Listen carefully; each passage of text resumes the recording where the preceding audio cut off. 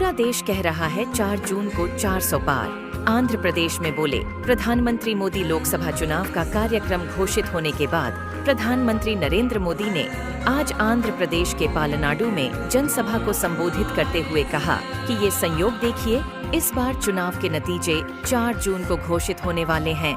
पूरा देश कह रहा है कि 4 जून को 400 पार, विकसित भारत के लिए 400 पार। आंध्र प्रदेश के कोटप्पा कोंडा से त्रिदेव के आशीर्वाद से हमारी सरकार के तीसरे कार्यकाल में देश बड़े फैसले लेगा। 3 बार फाइनल में पहुंचकर भी खिताब नहीं जीत पाई आरसीबी, अब क्वींस दिला सकती है ताज। स्मृति मंधाना की कप्तानी वाली टीम बेंगलोर खिताब से महज एक कदम दूर है। उसका वीमेंस प्रीमियर लीग 2024 के फाइनल में दिल्ली कैपिटल्स से सामना होगा। आरसीबी की मेंस टीम अभी तक आईपीएल का एक भी खिताब नहीं जीत पाई है, जबकि वह 3 बार फाइनल में पहुंची है। अब वीमेंस टीम फाइनल में पहुंची है।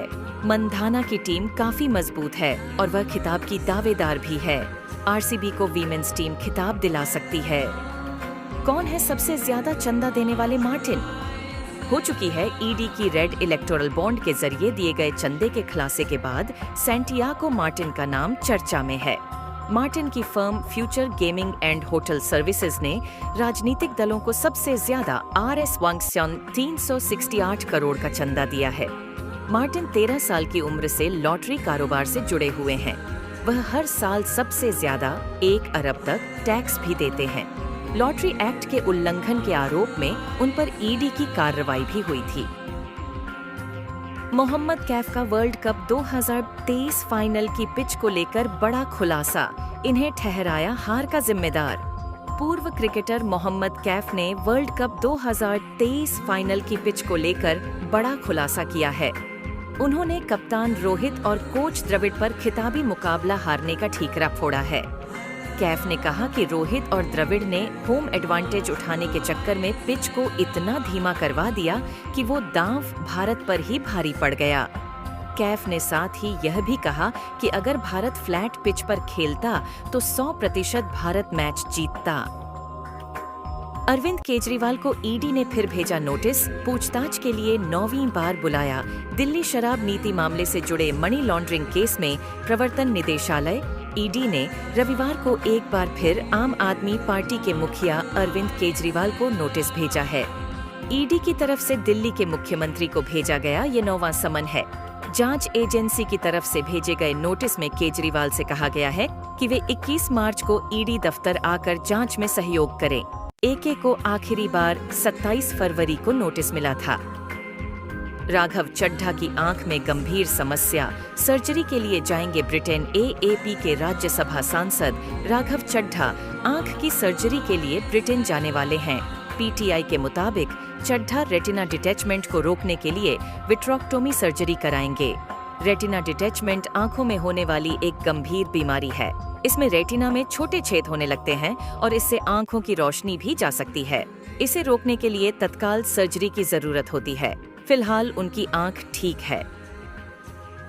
नमाज पढ़ रहे विदेशी छात्रों संग मारपीट में 2 गिरफ्तार। विदेश मंत्रालय का भी आया बयान। गुजरात यूनिवर्सिटी के हॉस्टल कैंपस में विदेशी छात्रों से हुई मारपीट मामले में पुलिस ने अहमदाबाद के हितेश मेवाड़ा और भरत पटेल को गिरफ्तार किया है। इस मामले पर विदेश मंत्रालय ने भी संज्ञान लिया है। मंत्रालय के प्रवक्ता रणधीर जायसवाल ने बयान जारी कर बताया कि राज्य सरकार अपराधियों के खिलाफ सख्त कार्रवाई कर रही है। ये पूरा विवाद विदेशी छात्रों द्वारा कैंपस में नमाज पढ़ने पर शुरू हुआ था। हेलो पापा, रेप करके फंस गया हूँ, मुझे बचा लो। AI से आवाज बनाकर ठगे 12 लाख। गाजियाबाद का एक कारोबारी वॉइस क्लोनिंग का शिकार बन 12 लाख रुपये गंवा बैठा। व्यक्ति के पास व्हाट्सएप कॉल आया कि वो दिल्ली पुलिस के अफसर बोल रहे हैं। उनका बेटा रेप केस में पकड़ा गया है। यदि मामला नहीं बढ़ाना तो पैसे देने होंगे। परिवार को उनके बेटे से भी बात कराई गई, जो रोते हुए खुद को बचाने की गुहार लगा रहा था। ठगों ने जब और रुपयों की मांग की तो परिवार को शक हुआ और मामला पुलिस तक पहुंचा। हिंदू एक्ट्रेस ने प्यार में तौढ़ी धर्म की दीवार इस्लाम किया था कबूल। बॉलीवुड के फेमस एक्टर धर्मेंद्र और हेमा मालिनी की लव स्टोरी किसी परिचय की मोहताज नहीं है। धर्मेंद्र पहले से शादीशुदा थे, इसलिए उनके लिए शादी करने का फैसला थोड़ा मुश्किल था। एक्टर की पहली पत्नी ने भी तलाक देने से साफ मना कर दिया था। सूत्रों की माने तो धर्मेंद्र और हेमा मालिनी दोनों ने इस्लाम धर्म अपनाकर निकाह किया था, लेकिन कपल ने कभी भी नाम बदलने को लेकर आधिकारिक पुष्टि नहीं की।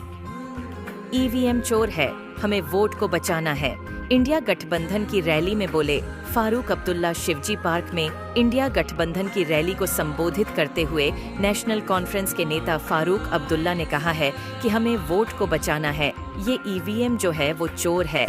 मैंने कहा मशीन को हटाओ, कागज को लाओ, इंडी गठबंधन की जब सरकार आएगी ये हो जाएगा और इलेक्शन कमीशन भी मुक्त हो जाएगा। हमें भारत को बचाना है। अब जब चुनाव आया तो सरकार ने पेट्रोल डीजल की कीमत में कटौती कर दी।